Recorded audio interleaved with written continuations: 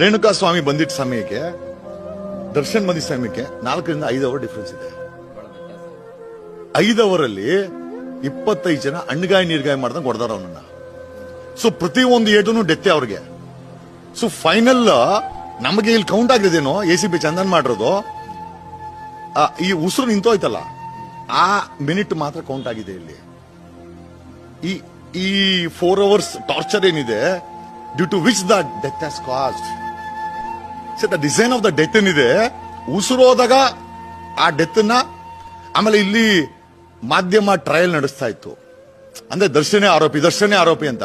ಪೊಲೀಸರಿಗೆ ಏನ್ ಬೇಕಾಗಿದೆ, ನಮಗೆ ಯಾಕೆ ಗುರು ಡಿಬೇಟ್ ಮಾಡೋಣ, ಒಂದ್ ಕಡೆ CBI ಅಂತೇಳಿ ನಮ್ಗೆ ಭಯಡಿಸ್ತಾರೆ, ಆಮೇಲೆ ಮಾಧ್ಯಮ ಆಲ್ರೆಡಿ ಫ್ರೇಮ್ ಮಾಡ್ಬಿಟ್ಟಿದೆ, ಸರಿ ಅವನೇ ಕೊಲೆಗಾರ ಅಂತ ಕಟ್ಟಿಬಿಟ್ರು. ಈಸಿ ಅವ್ರಿಗೆ, ಇನ್ವೆಸ್ಟಿಗೇಷನ್ ಆಫೀಸರ್ಗೆ ನೀವು ಮಾಡಿದ್ ಈಸಿ.